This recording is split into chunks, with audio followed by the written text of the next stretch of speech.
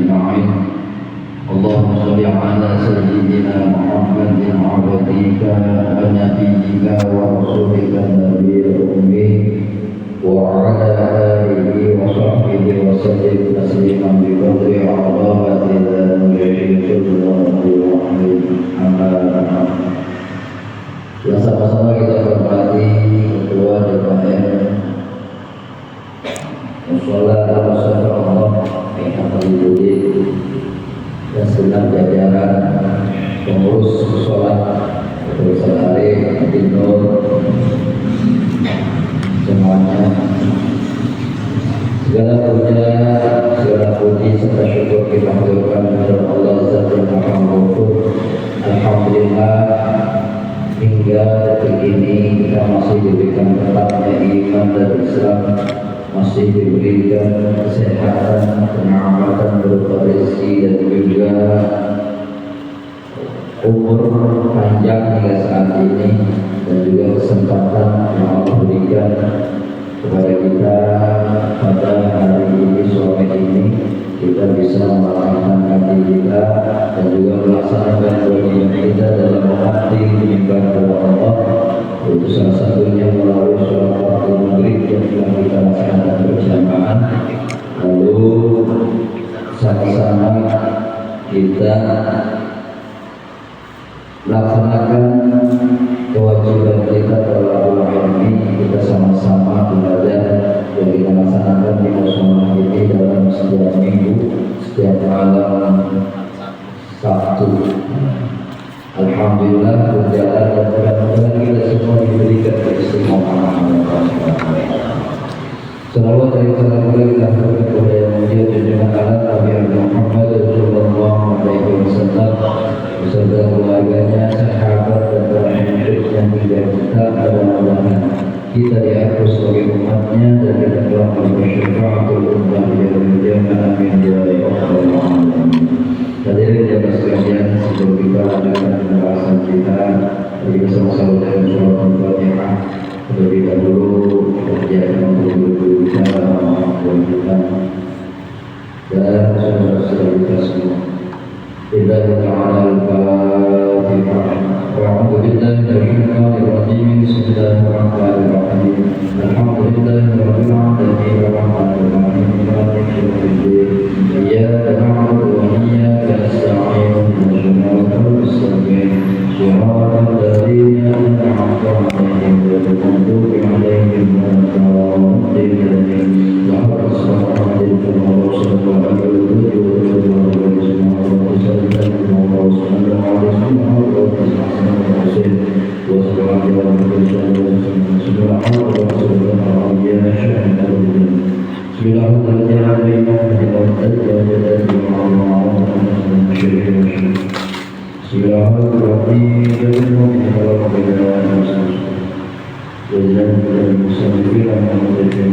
Allahumma shalli 'ala Al-Fatihah. A'udzu billahi minasyaitonir rajim. Bismillahirrahmanirrahim. Alhamdulillahi rabbil alamin. Arrahmanir rahim. Maliki yaumiddin. Iyyaka na'budu wa iyyaka nasta'in.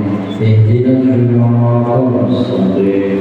Shiratal ladzina an'amta 'alaihim ghairil maghdubi 'alaihim waladdallin. Bismillahirrahmanirrahim. Qala al-mu'allifu wa nafa'ana bi ulumihi fid-dharain amin. Kita membahas tentang tayamum, salah satu cara atau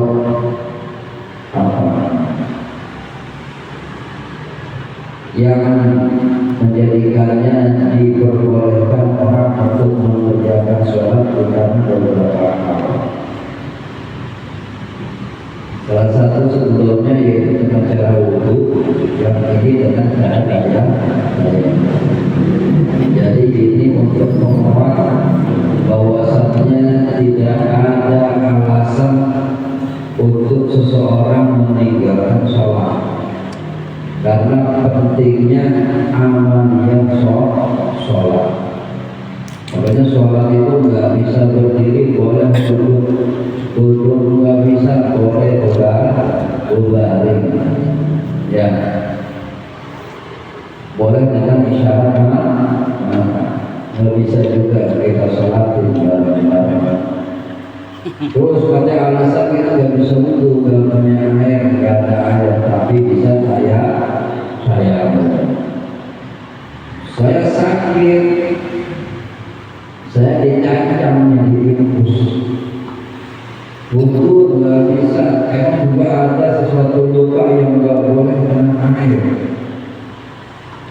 Sementara saya ini sholat harus suci, ya, dari hadas ataupun dari najis. Saya nggak bisa mandi bolong. Sementara walaupun saya tayammum, tapi kan ini ada najis gimana? Ya tetap tayammum aja, karena darurat. Ya memang kok diapain? Kita misalnya memang di rumah sakit, ya lagi nggak ada orang gitu ya, nggak ada saudara, ada cuma beda perawat perempuan. Minta nyebokin, nyaganya mandi beres sih kalau bukan saudara anak kan. Sementara waktu sholat emang udah mepet asar waktu maghrib. Bagaimana kan berhasil ngaji kayak orang untuk menggugurkan kewajiban waktu saat itu. Ketika nanti sehat gimana ya boleh sholat begitu. Jangan kita menggampangkan juga bahwa aja hingga bisa itu yang jatuhnya kita menyepelekan. Kita laksanakan dulu semampu kita, ternyata tidak bisa memenuhi aturan yang benar. Tapi kita kewajiban saat itu harus dilaksanakan, kita laksanakan dengan keterbatasan. Lalu nanti setelahnya kita benar-benar sehat, bisa dulu, nanti kita foto dulu, gitu. Bahkan di bodoh-bodoh juga, iya di bodoh-bodoh juga, tapi terutama waktu saat itu nggak bisa digantikan di waktu yang akan datang. Barokah waktu saat itu nggak bisa digantikan di waktu yang akan datang. Setiap hari, setiap menit, setiap waktu itu ada keberkahan sendiri yang Allah berikan, dan waktu saat ini nggak bisa kembali dilatih, ya. Di masa yang akan datang nggak bisa kembali lagi. Ya utang-utang kewajiban kita juga kan bisa kembali ini bayarin, tapi waktu itu nggak bisa kembali. Latarnya aja menanti motor, nggak akan kembali hari-hari yang telah berlalu. Nah ini untuk kita bahas tayammum. Asbabut tayammum thalathatun. Sebab-sebab diperbolehkannya tayammum ada 3. Yang pertama, faqdul ma'i, karena tidak adanya air. Wal maradu, yang kedua dikarenakan sakit. Yang ketiga, wa ihtiyaju ilaihi li asyil hayawan muhtaramin. Yang ketiga, ada air tapi gak banyak, tapi butuh untuk minum dia dan juga binatang peliharaan, ya. Jadi tayammum ini suatu yang diperintahkan Allah Subhanahu wa taala dan Rasulullah. Lebih banyak Allah wa in kuntum marda aw ala safarin wa la tajidu ma'an fatayammamu sa'idan tayyiban. Kata Allah, apabila kamu sakit, ya, dan juga kamu dalam perjalanan, wa la tajidul ma', dan kamu tidak menjumpai air, bertayamum sa'idan tayyiban, maka seketika tayammumlah dengan debu yang suci. Ini gantinya wudu dan juga gantinya mandi. Dalam hadis Rasulullah SAW, liman asabahu janabatun, bagi orang yang asabahu terkena atau mendapati dirinya itu jangan junub ada besar, walam tajidu ma'an dan tidak menjumpai air, tidak ada air. Innama yakfika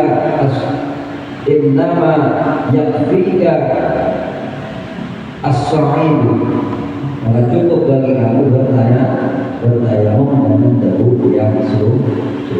Nanti caranya bagaimana? Ya gak kubur-kubur juga tadi itu, gak mandi juga kayak air enggak. Ya tadi pertama Pak dilemahkan badannya gitu. Kewajiban kita nanti kapan mulai mencari airnya? Ketika waktu masuk waktu. Sudah masuk waktu baru mencari air. Nanti juga udah masuk waktu udah tayamum kita yakin di sana ada air, batal saat kita tayamum. Itu juga. Nanti bahasanya. Nah, dikarenakan sakit ada air, kedua karena sakit, ketiga ada air nggak banyak tapi butuh untuk minum dirinya, dan juga binatang yang muhtaromin yang dimuliakan, binatang ternak. Berarti ada yang ghairu muhtaromin yang tidak dimuliakan. Apa aja yang tidak dimuliakan? Wa ghairu muhtaromin sintatun, binatang yang tidak dimuliakan itu ada 6. Yang pertama tarikus sholah, orang yang meninggalkan sholat. Itu yang namanya haywanun ghairu muhtaram, orang yang meninggalkan sholat. Itu maksudnya hayawan, binatang yang nggak perlu dihormati, nggak perlu dimuliakan. Pertama tadi itu sholat. Nah ini termasuk kategori di akhir apa tadi, ada air tapi untuk kebutuhan minum binatang yang muhtaram. Berarti kalau binatang yang ghairu muhtaram nggak boleh kan? Berarti ada air sedikit, dia tarik sholat, dia butuh lah, utamain dulu yang muhtaram tadi, karena dia termasuk ghairu muhtaram. Pertama tadi itu sholat. Yang kedua azanil muhsan, orang yang jinah muhsan. Jinah itu ada dua, muhsan wa ghairu muhsan. Kalau yang muhsan itu udah sama-sama udah mempunyai pasangan. Kalau ghairu muhsan itu bujangan, dan beda hukumannya beda. Kalau muhsan yang ghairu muhsan itu dijilidnya atas jalda, dipecut 100 kali. Tapi kalau muhsan itu dirajam, dilempar batu sampai mati, dan gitu. Beda. Dia dua-duanya kan tetap sakit, bisa mandi juga. Jadi kalau kayak jilidan badannya itu sampai badan ini.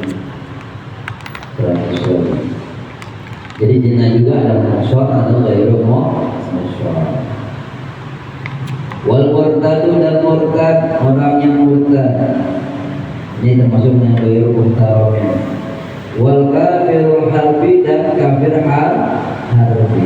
Jadi kafir ini ada dua, ada kafir harbi, ada kafir dhimmi. Kalau kafir harbi ya kita hormati, kafir dhimmi. Kalau kafir harbi ya jangan. Kalau kafir dhimmi itu seperti yang ada di sekitar kita. Mereka bukan agama Islam, tapi mereka ikut bayar pajak, mengikuti aturan pemerintah setempat, mengikuti. Ini namanya kafir dhimmi. Ini nggak boleh kita sakitin, nggak boleh kita musuhin. Kata Nabi, man adza dhimmiyan faqad adzani. Orang siapa yang menyakiti kafir dhimmi itu sama aja menyakiti aku. Gak boleh. Karena apa? Dia bayar pajak, dia mengikuti aturan pemerintah yang ada di sekitar, baik pemerintah pusat ataupun lingkungan, dia ikuti. Ini namanya kafir dhimmi. Itu kita hormati. Kalau kafir harbi kayak misalnya Kayaknya tidak pernah itu namanya gaya muhtaromin itu. Ya, itu gaya muhtaromin. Yang kafir yang di lingkungan kita ini banyak kafirnya kafir kita jaga, kita lindungi, ya kita hormati sebagai bertetangga yang dengan baik. Di kafir ada dua macam, ada harbi, ada zimmi. Kejauhan kalbul akur dan anjing buas atau anjing liar. Jadi kalau anjing peliharaan boleh. Kita melihara aja boleh. Ya boleh. Anjing boleh. Bukan panggilan jelek banget. Anjing dibalik sama orang lain. Boleh. Orang kakeknya Nabi itu merah anjing banyak, makanya tuh saya pernah pakai Nabi aslinya dipanggil gelap. Karena saking banyak anjingnya untuk berburu, senangnya berburu. Jadi kalau punya anjing itu berburu boleh, atau untuk jaga rumah boleh. Anjing yang kayak begitu ya, dalam artian dia harus dihormati juga termasuknya karena dia menjaga dan dia nggak buas untuk kita, hanya untuk orang-orang menjaga orang-orang dari musuh dan musuhin orang-orang itu. Dan anjing itu digunakan luar biasa sampai ada di Al-Quran kisahnya tuh surat Al-Kahfi itu bahwa Ashabul Kahfi itu anjing itu sampai nemuin dan dia najisnya hanya di anjing buas juga boleh. Jadi kita punya ayat sedikit kalau utamakan dan untuk anjing peliharaan atau kambing boleh. Tapi kalau untuk anjing liar, anjing buas boleh. Khinzir dan babi dan juga babi ini termasuk binatang yang ghairu muhtaram. Jadi yang ghairu muhtaramin tadi ada 6 tarikus sholat, az-zani al-muhsan, orang yang zina muhsan, wal murtadu, orang yang murtad, wal kafiru harbi dan kafir harbi, terus wal kalbul akur, anjing buas, anjing liar, wal khinzir yang bermanfaat.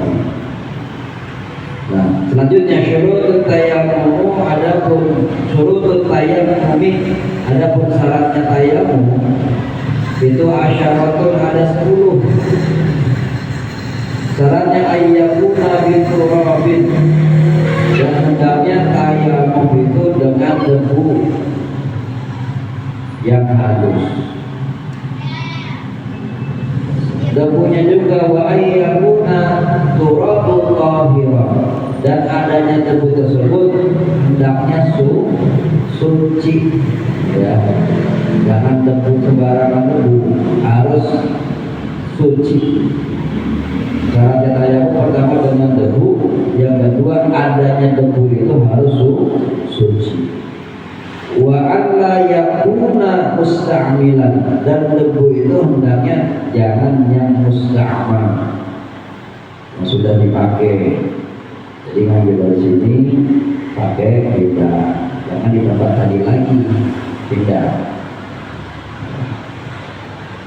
Wa alla yukhalidahu daqiqun wa nahwuhu, dan tidak boleh juga debu itu tercampur dengan tepung dan sejenisnya.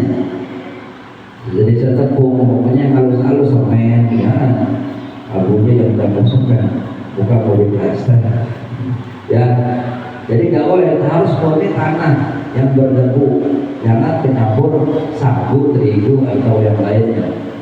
Tepung nggak boleh.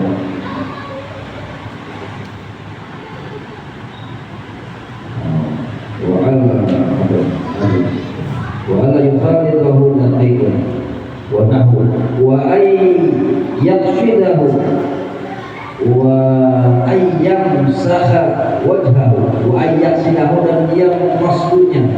Dalam bahasa Jawa berarti menyengaja dia tayammum. Jadi kan tayammum itu ya kayak dia kan ada qasdu syai'in mu'taradan gitu. Jadi dia mengqasdunya. qasdu tayamum. Wa yamsaha wajhahu, dan dia membasuh wajahnya. Jadi qasdu itu dalam masuknya kata niat. Wa qasdu, dan dia niat tayamum. Dan tayamum ini niat ibahah, listibahatis sholat, untuk mengharapkan diperbolehkannya sholat. Ya, istilah jadi niat ibahah. Wa yamsaha wajhahu, dan dia membasuh wajahnya, mengusap wajahnya. Wa yadaihi, dan kedua tangannya, bidarbataini, dengan dua pukulan. Wa ayyuzila an-najasata awwalan, dan dia hendaknya menghilangkan najisnya terlebih dahulu. Wa ayyastahila fil qiblati, dan dia terlebih dahulu mencari arah kiblat. Wa yakuna tayammumu ba'da dukhuli waqti, dan hendaknya bertayamum itu setelah masuknya waktu. Wa ayyatayammama likulli fardin, dan dia bertayamum setiap saat, setiap kali melaksanakan suatu hal. Nah, tadi jadi tayamum itu pertama niat qasdu istibahatis sholat, terus mengusap wajah, terus kedua tangan, itu dua. Dan dia sebelumnya itu juga menghilangkan najis. Tapi karena darurat yang tadi nih udah nggak boleh kena air, sementara dia ada najis, dibersihin juga udah nggak bisa. Tapi kewajiban sholat tetap harus dilaksanakan. Ya harus udah seadanya, nanti setelah sehat baru dipotong sholat. Jangan aku bodoh aja. Atau seperti kita dalam bepergian nih, terkadang yang nggak tahu kita pergi. Padahal kalau naik kendaraan, naik kereta itu nggak ketemu tuh, dari asar ke maghrib masih di kereta, nggak mungkin nggak sholat udah gampang berdoa, nggak boleh juga, gampang. Pikir tetap dilaksanakan. Misalkan kita berangkat sebelum zuhur naik kereta, ketika di perjalanan masuk zuhur, cuma diperkirakan ini nanti nggak bisa sholat asar di waktu zuhur itu nggak bisa, mungkin nanti asar di sana bisa. Kalau di perjalanan udah di situ niat jamak takhir zuhur itu di waktu asar, padahal itu nggak bisa kan. Kemungkinan tipis lah nggak bisa di asar, nanti nggak bisa. Apa langsung dari awal kalau aja nggak boleh. Tetap aturan lain dipakai, diniatin jamak takhir dulu. Ketika udah asar ternyata nggak bisa juga, masih di dalam kereta, ya udah nggak bisa, nanti masuk maghrib. Ketika masuk maghrib diniatin lagi jamak takhir lagi bisa. Ternyata bisa sampai di mana tempat tujuan, ya udah sholat tuh yang tadi. Kalau nanti tadi niatnya jamak kosong, itu boleh ketika sampai di sono kodoknya dia jamak dan niatnya kosong kodoknya, ya niatnya kosong. Jadi perjalanan baru dikodok, jangan langsung dari sini udah kodok aja nanti sholat. Dan nggak boleh, aturan tetap kita pakai dulu lihat dulu saya jamak akhir. Ternyata sampai sholat nggak bisa sholat juga karena masih kendaraan, baru jalan lagi masuk waktu sholat berikutnya, diingatin lagi jamak akhir lagi setelah isya misalnya, baru nanti sholat isya. Nah nanti di sana baru kodok. Kalau nanti kita diniatinnya jamak takhir kosong, di kodoknya pun boleh kita kosong, jadi jadi 2 rakaat. Kalau maghrib nggak bisa dikosong, 1,5 ya. Nah itu deh. Pertama menyalakan najis terlebih dahulu. Wa yastahida fi qiblatin, dan dia beristihad mencari kiblat. Nih untuk masuk sholat ketika dia musafir, kiblat mana nih? Oh yakin kiblat menghadap sono. Udah mantap kiblatnya, udah yakin kalau misalkan begitu masuk waktu baru dicari jadi masuk yakin dulu kiblatnya, mantapin dulu kiblatnya. Jadi tayamum itu mulai masuk waktu. Wa inna fil qiblati qablahu. Sebelumnya kita melaksanakan tayamum ya. Jadi sebelum tayamum kita yakin penting kiblatnya udah nih semua. Wa ayyakuna tayammum ba'da dukhuli waqti, dan hendaknya bertayamum itu setelah masuk waktu. Jadinya diketahui ini yang masuk dulu. Cari dulu nih kiblatnya hadapnya mana. Sudah tahu pada kiblat, setelah masuk dulu kita cari itu air. Empat penjuru kita lihat ke sono nggak ada, kita lihat ke sono sejauh mana nggak ada, cari sono sejauh mana nggak ada, atau kita samperin nggak ada. Jangan memaksakan, jangan sampai ke daerah yang curam atau yang ada binatang buas saja kan nggak boleh. Atau daerah itu konflik nggak aman, belah-belahin wudhu ke daerah yang konflik nggak boleh, jangan. Kalau soal kita tembak, udah sebatas itu. Iya boleh sebenarnya ya, tapi tidak konflik. Kita kasih tahu nggak apa-apa saya, nggak harus memaksakan diri nyari air ke daerah yang konflik, nggak boleh. Atau di sana ada air, ada danau misalnya, tapi di situ banyak macan, binatang buas, boleh tanya boleh, jangan memaksakan diri untuk kesana. Jadi gitu, udah masuk, udah tahu dulu sebelumnya di kiblatnya mantapnya sono. Setelah masuk waktu baru kita tayamum. Dua ayat tayamum itu wajib, dan dia bertayamumnya setiap waktu sekali, enggak kayak wudu. Kalau wudu habis maghrib nih kita wudu, waktu maghrib kita wudu, sampai isya belum batal, itu boleh, nggak usah wudu lagi, langsung sholat. Habis isya juga kita langsung sholat, sunnah, berwiridan, macam-macam, sampai tetap subuh misalnya, masih belum batal juga, boleh. Kalau wudu, tapi kalau tayamum, kita habis sholat maghrib, sholat asar, kita tayamum, belum batal secara batal yang membatalkan wudu, kita nggak tidur, ya, terus nggak bersentuhan kulit sama perempuan, nggak keluar sesuatu dari kubur dan dubur, ya kencing, nggak berak, kita tuh enggak gitu ya, nggak begitu. Terus masuk maghrib, ya tayamum lagi. Kalau tayamum nggak seperti wudu, jadi setiap waktu itu kita tayamum. Jadi kalau wudu asar masih ada, pakai buat maghrib pakai buat isya. Kalau belum batalkan itu boleh. Furudut tayamumnya adalah baru-barunya tayamum itu khamsatun, ada 5. Yang pertama naflul turab, memindahkan debu. Kita cari debunya nih di tanah, misalnya tanah yang ada debunya. Jadi mulai dengan tanah ya, dengan tanah biturabi lahul hubar, kalau kita lihat sebagai itu konteksnya, dengan tanah yang memiliki debu. Kalau kita lihat seperti itu, nanti dia ada yang halusnya. Pertama itu halus. Asalnya an-niyatu. Yang kedua nih, memidaturab itu ada juga memidaturab dalam artian debu yang tadinya sini dipindahin sudah ke telapak tangan.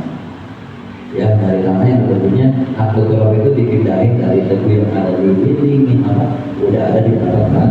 Nah, udah dipindahin telapak tangan nih, nempel. Baru nih niatnya nawaitu tayammum listibahatis sholati fardholillahi ta'ala. Niat tayamum tuh ya, nanti kita bakal ngalamin tuh, karena ada luka di tangan, di anggota wudu misalnya. Yang bagian sehat, kalau secara ini kan Sohibul Jabiro, orang yang punya korban di dalam keterangan kitab yang lain di Fathul Bari itu kalau nggak salah, itu ketika ketika punya luka, sahibul jadi orang punya tobat. Dia wudhu, bagian tengah dibasuh, bagian yang luka yang gak boleh kena air gak dibasuh, tapi diusap dengan betul dengan tayamum. Jadi dua kaifiyah itu dipakai, ya wudhu juga, ya tayamum juga. Itu buat yang bagian lukanya yang boleh kena air dengan tayamum. Makanya nanti ada juga ya kapanpun siapapun mungkin, walaupun bukan karena nggak ada air aja, karena sesuatu hal nanti yang membolehkan kita, bahkan mengharuskan kita tayamum, itu kita harus ngerti karena sakit gitu kan. Yang kedua niat, yang ketiga adalah itu masful wajib, membasuh atau mengusap muka. Wudhu di sini nih, pertama ambil turun di sini, wudhu kita pindahin berada di sini, terus di niat. Nawaitu tayammuma istibahati sholati wa tadlahi ta'ala.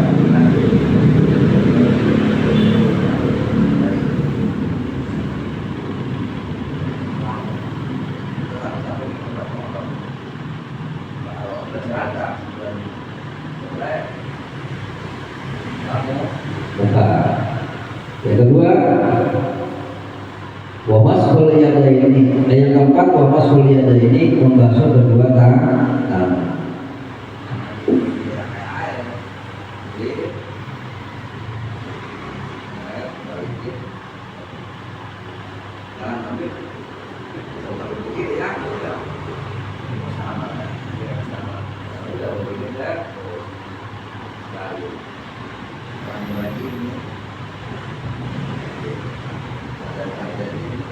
Itu saja dari itu.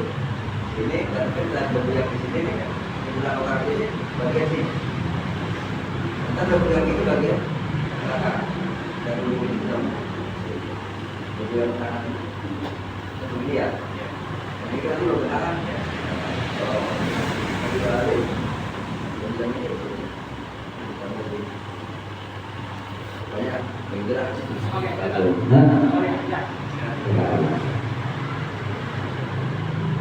Dulu dipraktekin seperti itu saya. Kalau ada yang lain saya nggak tahu. Saya dipraktekinnya sama guru, diajarinnya seperti itu. Langsung dipraktek.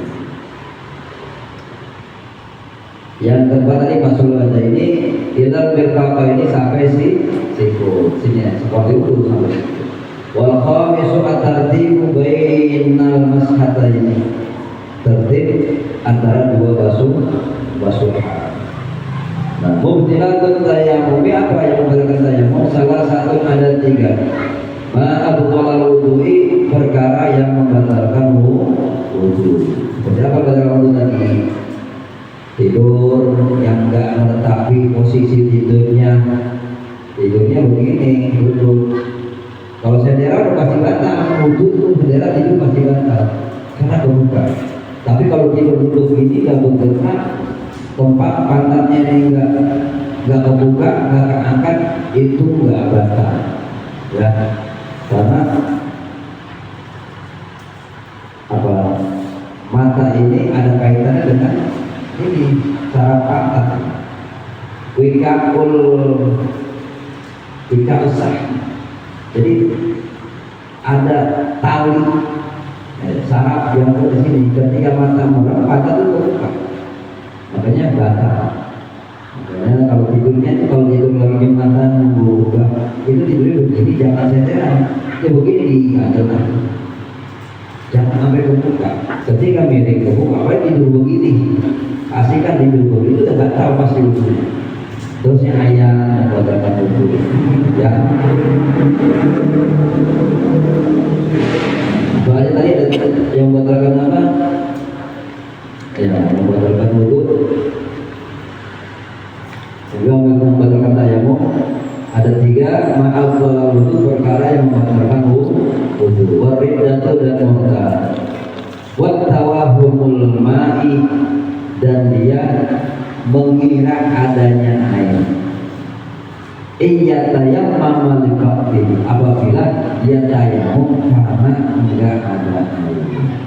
Jadi buat tayamum itu bukan karena ada airnya, tapi karena yang cuma berprasangka aja. Kita ditayamum karena bukan karena sakit, tapi emang karena enggak ada air, bagi air langka. Ketika bukan menemukan aja, ketika dia beranggapan dia udah tayamum mau sholat, dia punya beranggapan tawahum, berprasangka di sorok kayaknya ada air, batal tayamum, batal tayamum. Ya udah kita mantepin dulu, kiblatnya kita mantepin, udah masuk waktu kita tayamum, udah tayamum sholat, nggak usah mikirin macam-macam. Itu untuk yang faktul yang karena ada air. Jangan ada prasangka atau anggapan di hati kita di semua ada air. Batal tayamumnya udah. Itu untuk orang yang tayamum di faktul karena nggak ada air.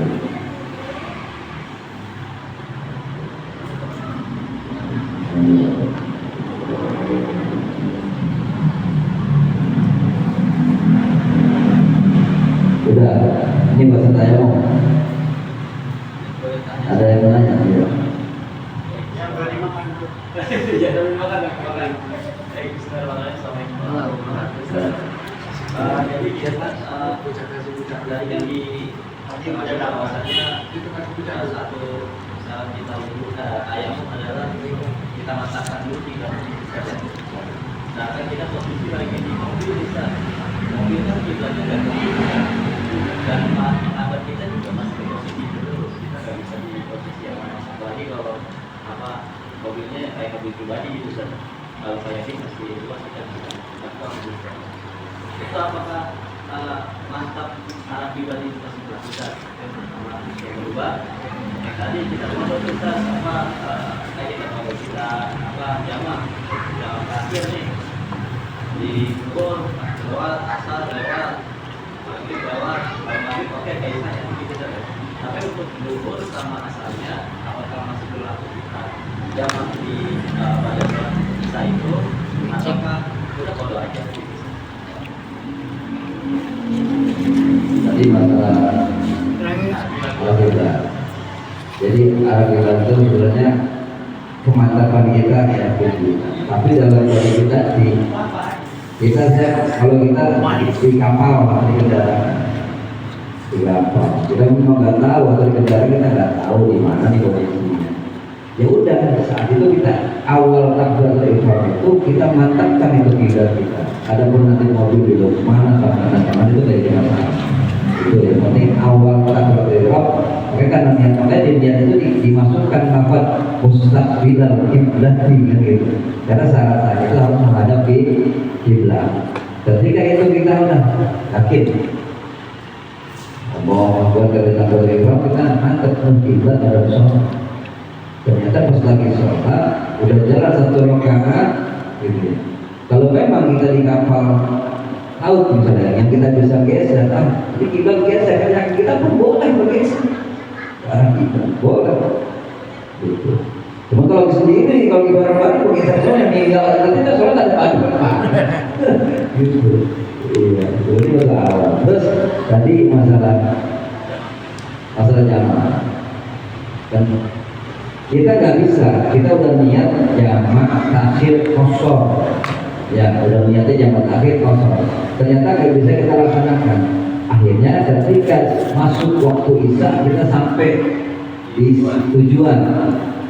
Tadi kan maghrib kita diniatin jamak takhir ke isya, ya udah kita sholat maghrib jamak takhir ke isya atau isya. Nah terus bagaimana yang zuhur asar? Nah tadi karena kita niatnya di jamak takhir kosong, nanti kita niatnya di kodok, niat kodok tapi boleh di kosong, gitu ya.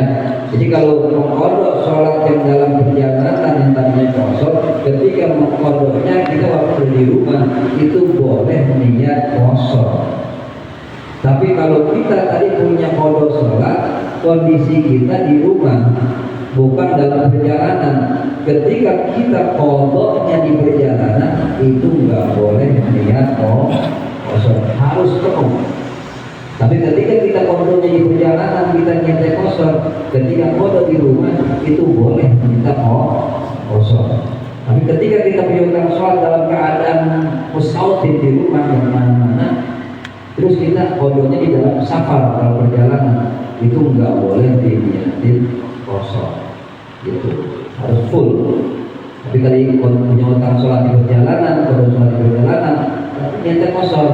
Tapi kita udah sampai rumah, kita laksanakan, tapi diniatin kosong itu boleh.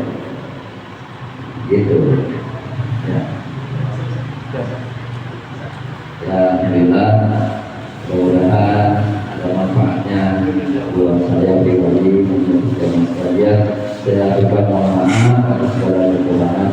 Berikanlah hidayah dan doa. Bismillahirrahmanirrahim. Alhamdulillahirabbil alamin. Allahumma shalli ala Muhammad.